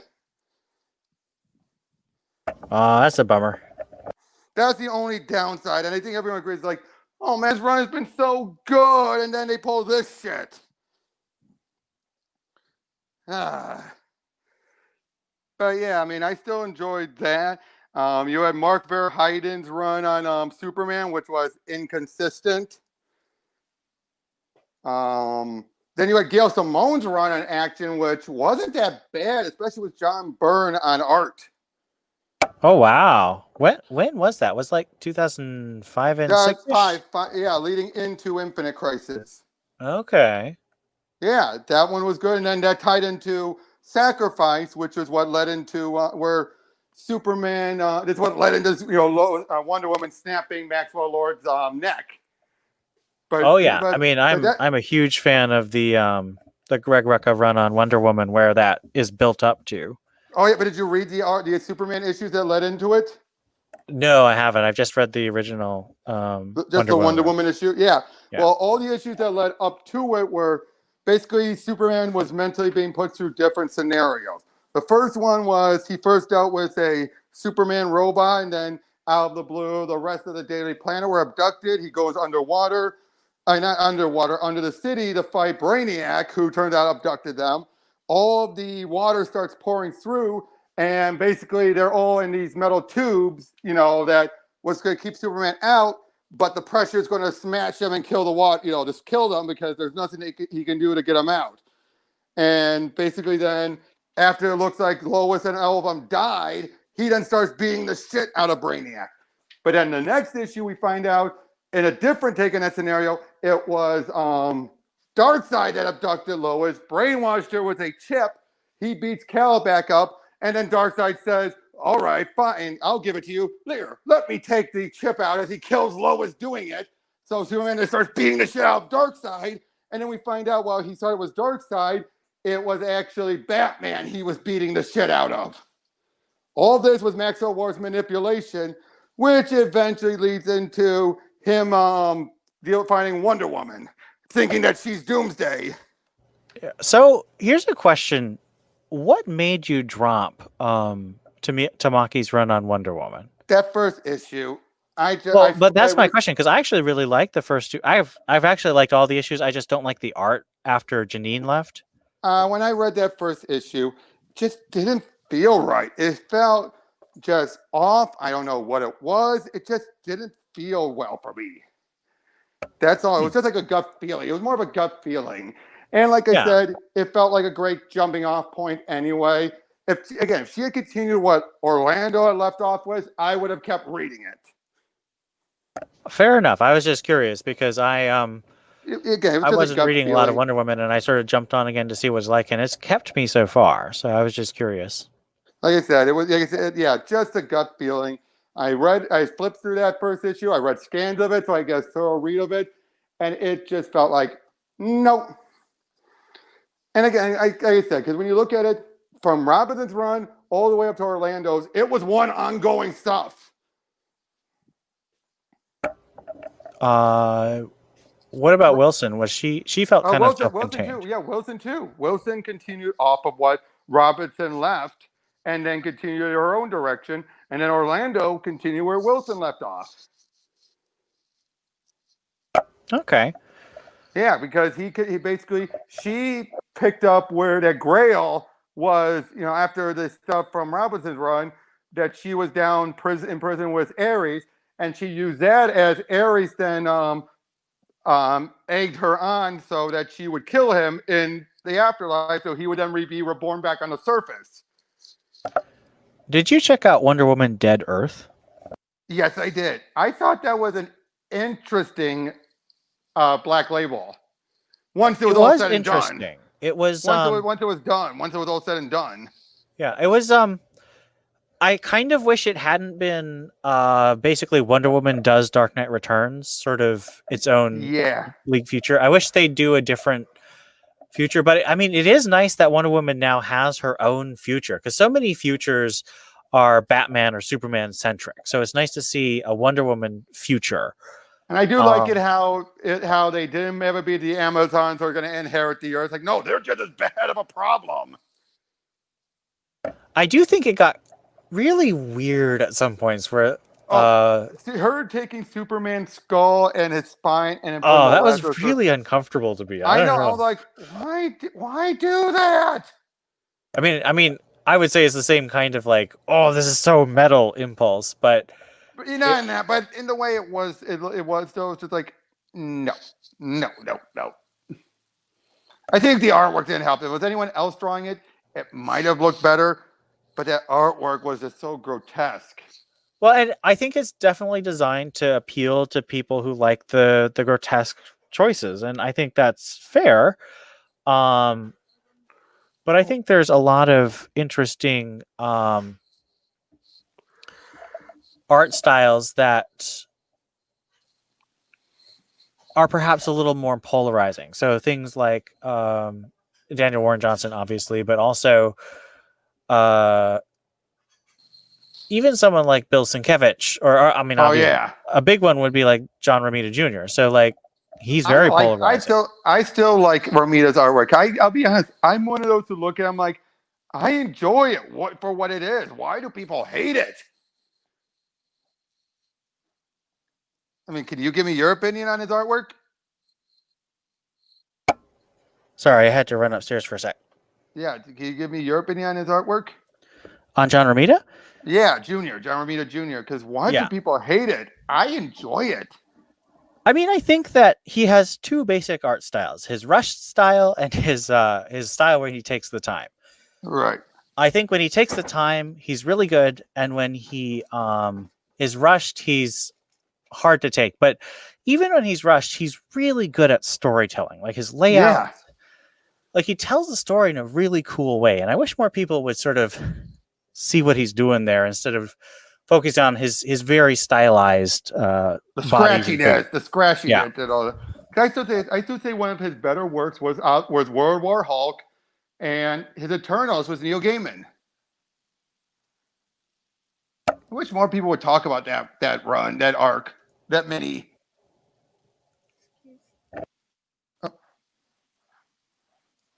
But I mean, for those of you who haven't and are watching that haven't read it, yeah, Neil Gaiman was given a task to reintroduce the Eternals, and John Romita did the artwork, giving a very Kirby vibe to it, and it did kind of redefine everything about the Eternals. Didn't throw out the baby with the bathwater per se, because they still acknowledged stuff like Cersei being a member of the Avengers. But they had to be that all of them got restarted. So even she doesn't remember those events. Tony would bring it up, but she's like, that was another person. I'm not that person anymore. Basically giving a fresh slate and moving forward. Well, I mean, Gaiman. Did you read it? I have not. Marvel's cosmic and mystical stuff tends to be really difficult for me to get into. And I would honestly say the thing about most of DC's cosmic and mystical stuff, it's really unusual that I would check out Hawkman, because that's just not the type of stuff I normally read, but I'm glad I did. But I'm curious about what Gaiman's going to do next. Obviously, he's focusing heavily on the Sandman TV show, and the audios, if they do more of them. Right, but that's mostly Dirk Maggs. Like, Gaiman's not really doing any current creative work on that, except for the reading it, but that doesn't take him, he's not writing. Right, which I say, Dirk Maggs, I'm impressed that guy's still doing such amazing work. He's such a self-starter. He does a lot of stuff. But I'll say this, one bits I'm still baffled by was when he did the Spider-Man one, he shoehorned in the Fantastic Four and had him be a key part, even though, like, to write down to being there at Spidey's origin. Well, that's from the original. That's from Stan Lee's stuff. No. I'm talking about when he had to be, they were there when Uncle Ben got shot. Oh, I see what you're saying. I think that was more just to give them something to do and make sure that it felt like a shared universe. I feel more like he did it because he wanted to do something with the Fantastic Four. He was never going to get the license, so he's like, okay, I'll put him in here. And also, I think it allows for a more interesting dramatic structure. Instead of just having like a narrator or have the main character say, "Oh, this is happening to me," you can have multiple people in dialogue talking about what's happening. So I think that's probably a reason he did that. One other thing. You want to know a well-known actor who a lot of people don't know actually voiced Peter Parker for one of those LP records? Who is that? Rene Auberjonois. Oh, the shapeshifter. From Odo. He voiced Peter during one of those LP Spider-Man records, where there's a point where the Kingpin is trying to blackmail him to kill Spider-Man. It's when he's doing his photos and all that. It's a brief bit, but it's still like, no shit. That brings me to a sort of different tangential topic. What do you think how do you think the Disney Plus Marvel shows are going to be? Oh, that's a hard one. Like, for example, and I gotta say, I highly disagree with Mecha Random how she's saying about the She-Hulk stuff, saying by the actor they got means it's also going to be a woke mess. When I'm like, not with the actress. I just forgot her name, but from Tatiana Maslany. yeah, But yeah, from Orphan actors Black. really don't have a ton of control over writing usually. Yeah, look at Ruby Rose.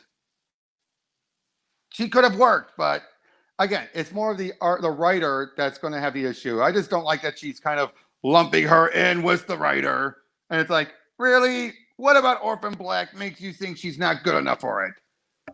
Is that really woke writer still on She-Hulk? Yes, she She is. left. Yes, no, she's still on it. They just said Okay. everything was put off, but she's still on it.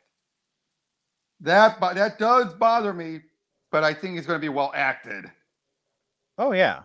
But what do you think about like WandaVision and the Hawkeye thing? Because those are both. I've never really read a lot of She-Hulk, so I'm more tuned into the other ones. I think WandaVision is going to lean on the multiverse, given how we saw those different versions, including one where for a brief second you see she's pregnant.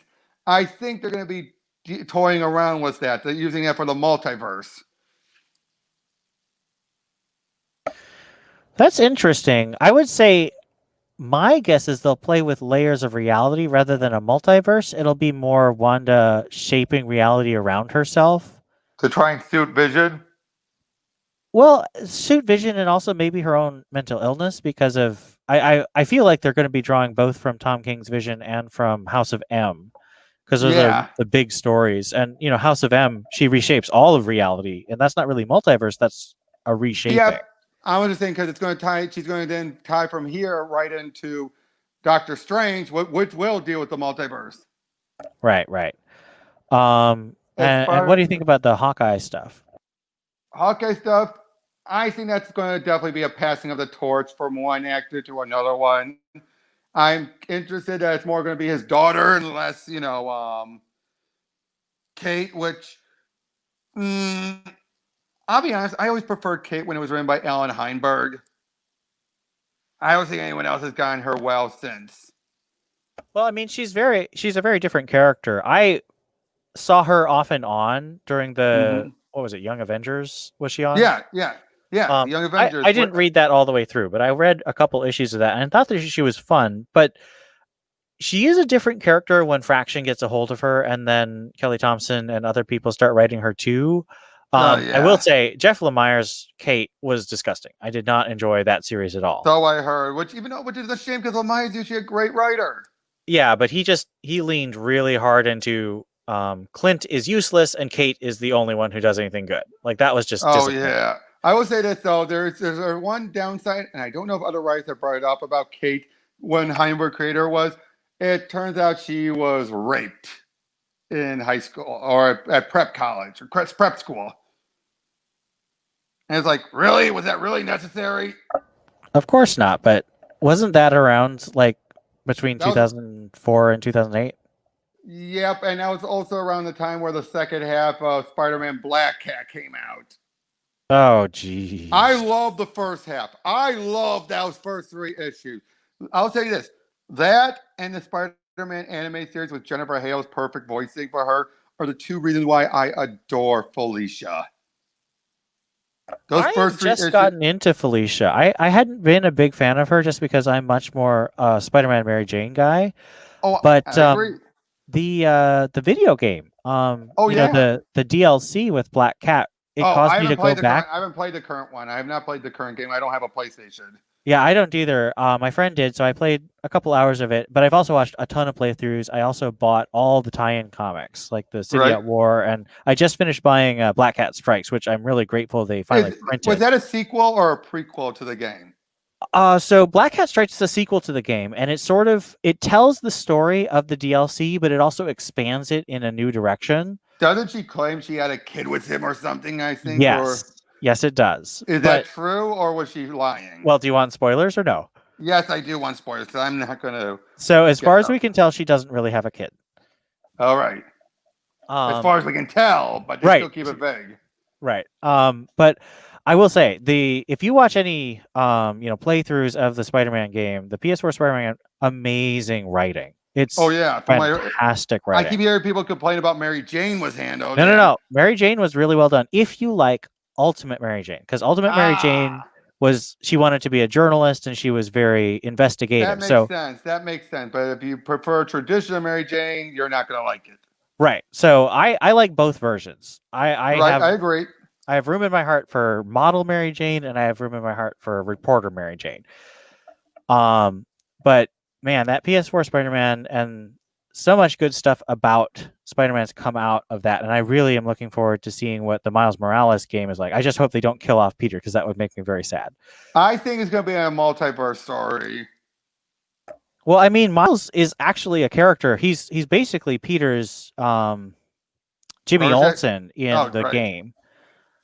That's true. Again, I never played the game, and I have not watched many of the playthroughs. But like I said, those were the two things that got me to adore Felicia. Were those first 3 issues where Kevin Smith basically has Felicia admit she done fucked up pushing Peter away. She done screwed. Like she's basically saying, like I like I was an idiot. I was stupid. And basically she's admitting, I love both sides, Peter and Spider-Man. And she just basically feels like, again, this was a guy I could have had a great life with, but I was so full of myself that when he revealed himself and I thought he was a nobody, and that's actually something that I liked that Nick Spencer kind of played up when he finally had Peter reveal himself back there. That the main reason, and this is what I always thought, why she went off the rails was because she no longer had that character growth that came out of her feeling upset that Peter married someone else. So was the Kevin Smith series in continuity or was it an alternate? Yes, it is. It's still in continuity. Okay. I might check out those first couple issues then. Well, probably yeah, skip the first three before. Well, you could check out the other 3, given how the third one ends. But that's where they retconned that she was raped in college, and that's what led to her, improving herself and all that. But it did because it is dubbing continuity because it sets up someone else who's going to take over the Mysterio costume, and then Peter David would play off of that in Friendly Neighborhood Spider-Man. Okay. But Yeah. Anyway, the video game got me into Felicia, and I went back and read some of her first. I think it was her first arc where Spider-Man's wearing the black suit, and he sort of gets in with Felicia, and they have that whole relationship. And like I thought there was real chemistry there. I mean, I'm never going to want them to be the final couple, but I think it's a good, fun relationship.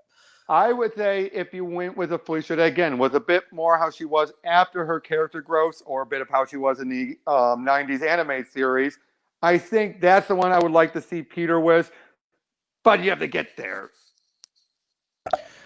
Well, have you read the Jed McKay series? Like, I started it, but it wasn't quite my thing. Not really. I've seen it. I loved the annual, though, how they played up there. They got married. They didn't really, but that felt so fun. I'll have to check that out because I actually really like Jed McKay because of his what was it? Daughters of the Dragon miniseries he did. That was a really fun. It was a digital first, but then they published it. So I will say this though, one writer I do not care for writing Felicia. I mean, besides Dan Slott, of course. Evil Felicia. Oh, don't get me. I would say this. That regard, how they got there made perfect. Her reasons made perfect sense. Is what happened afterwards, especially by other writers, where it was like overdoing it. I get it. She felt betrayed, but the funny thing that Dan Slott forgets is her identity was already public. It's all about that Edge. Remember that this was all during that Edge era. Yeah, but as I was saying, was Roberta Aguirre Sacasa. He paired her up with Puma. And for some reason, without explanation, had to be that she had a power where she can extend her nails into claws. Now that's just goofy. I know. I mean, there's a point where, that happened.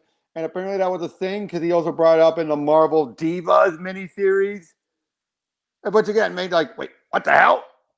But again, pairing her up with Puma of all people, it's like, what? They both have cats. They must like each other. I hate connections like that. It's the same thing as Storm and Black Panther. They're both the prominent black characters. Where did you stand on that? Well, couple? I feel like it's really dumb if you're going to do something like get them married and then have them break up. Like that just Oh yeah. Granted, they were married for a good couple of years at least. but it just feels like if you're not willing to commit to it, don't have them do it. I feel the same way about the Green Arrow Black Canary wedding Oh, when they that just was so a farce.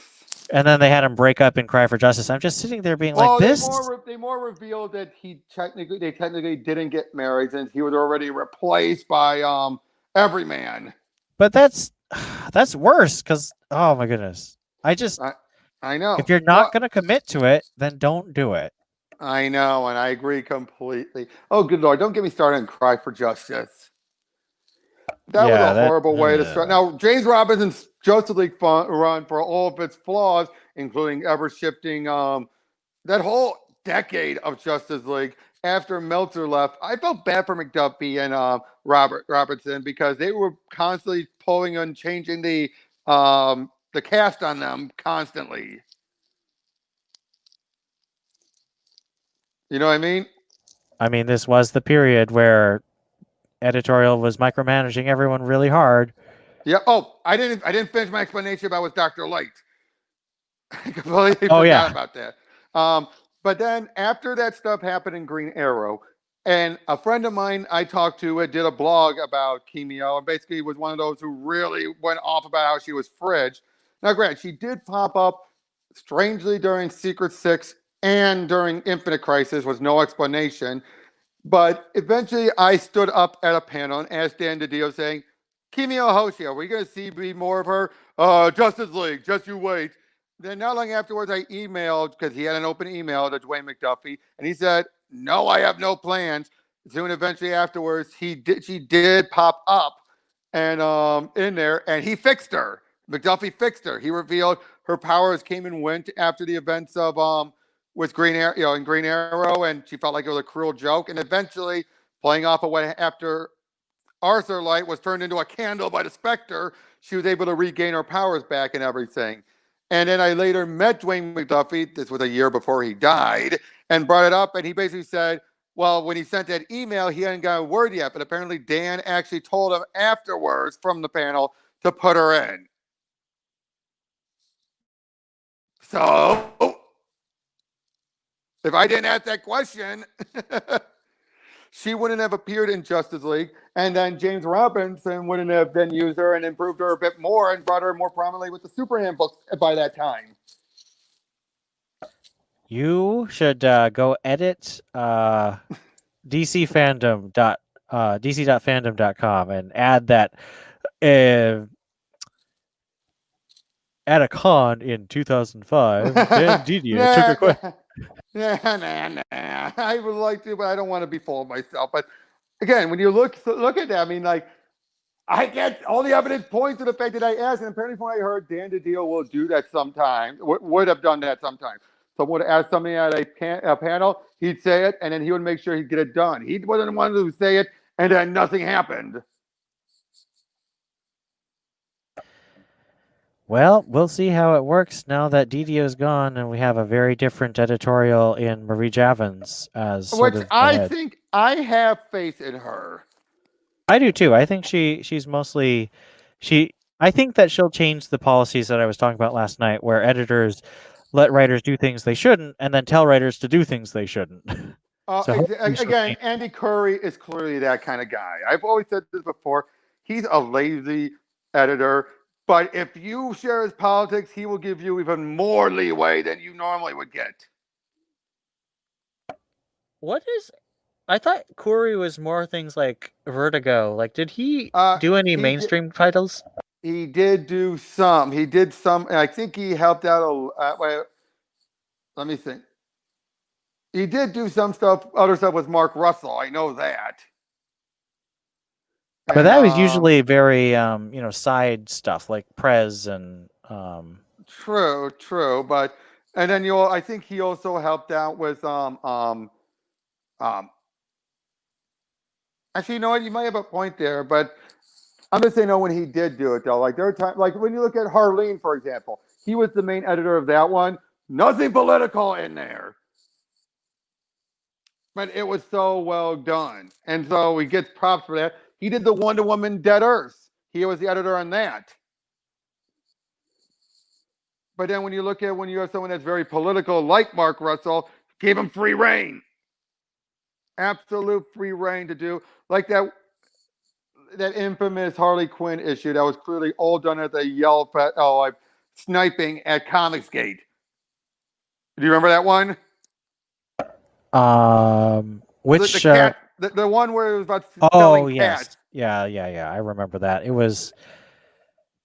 It was so. I just don't like it when people are so blatant. Like I wouldn't mind if they used an archetype and sort of delved into stuff like real fandom dynamics, but when it's just a thinly veiled, I mean, I have the same problem when they have like thinly veiled Obama, thinly veiled Trump, thinly veiled George W. Bush. I don't like that because I feel like it's dated almost instantly. Exactly. Even in that one, it's only those who actually like, for those who don't know about Comicsgate, they look at it, they're like, "This is a dumb story." So those that commentate do it, they're like, "Oh, fuck you." Yeah. I mean, that whole thing was so beyond stupid. But like I said, Andy Curry also did some of the Wonder comics because he was the editor on Wonder Twins. Well, that's Russell again, so that makes sense. Yeah, that was Russell again. But you get my point, though. If you share his politics, he'll basically say, "Yeah, put it in. Go ahead." This is interesting. And here's the thing. I've been looking at editor credits for a while now, and it's been kind of weird that projects have editors who it doesn't feel like there's families of editors anymore. Maybe it's because there's not enough editors to have them. Except for the Batman family. That's the only one that seems to have a family of editors. Yeah, because there's I actually don't mind because I love Batman, but everyone complains that DC will publish more and more Batman. I'm like, but DC's always published more and more Batman. There was a point where they didn't. That was when Batman was almost canceled. When was that? That's got to be. That was right before the. That was actually right before the '66 series. Yeah, but I mean that's way before most people remember. I mean, there's obviously a couple people, but. Right, but here's something important. Besides resurrecting or reviving Batman, who else got revived as thanks to the show? Commissioner Gordon? Nope. Alfred. Yep. Because he died. Oh yeah. But when they found out that the show was going to feature him, they brought him back first as the outsider, and eventually revealed he was Alfred the whole time. So, do you think that? So the rumors are, and I believe these rumors, that editorial told Tom King to kill Alfred because they were going to bring him back in 5G. I don't know about the 5G part. I do think they were going to. That one I am very confident in because a lot of different people have said that Alfred wasn't going to stay dead for very long. True. But now that 5G's canceled, do you think they'll try and bring him back in Future State or in Death Metal? Or what do you think? Do you think they're just going to stick with Dead Alfred? I think they're going to find some other way to bring him back. Will it be Future State? I don't know. Again, it depends on how that plays out. And how do you think a Hunt for Alfred storyline would sell? Do you think that would actually be like Robin Rises and Batman and Robin? Or do you think that it would not sell very well? I don't know. What did you think about Robin Rises, by the way? I liked it when they finally got to Apocalypse, and you had the Robin suits, like Batgirl and Red Robin and not Nightwing, Red Hood were all wearing Robin suits. I thought that was a cool thing. I think that the sort of trip through the trip through all the other titles where he visits the Amazon and stuff, that felt a little too self-indulgent to me. But I know that he probably had a deadline. Well, he had to have a Batman and someone. He had to have that. Right. But I thought that it had a pretty good conclusion. Oh, and then what do you think about Damian being super powered for a while? I mean, I wouldn't have liked it if it lasted, but I thought it was fun. A fun thing to do. We all knew it wasn't going to last. We all knew it was never going to last. Okay, well, it looks like I'm going to have to head out here, but thanks for having me on the stream. Yeah, no problem, man. And well, good enough anyway. Looks like everyone else has checked out. So, Yeah, thanks so much, man. I really appreciate it. We should do this more often. Yeah, sure. Yeah. So tell people where they can catch you on. Yeah, well, my Twitter is at IBM Miller, and then Mhm. I do podcasts on the BatmanUniverse.net, and we obviously focus on Batman, but that's where I mostly produce content for. All right, I'll be sure to put that down in the description if I remember, hopefully. And yeah, until next time, we'll catch you guys later. Thanks. Yep.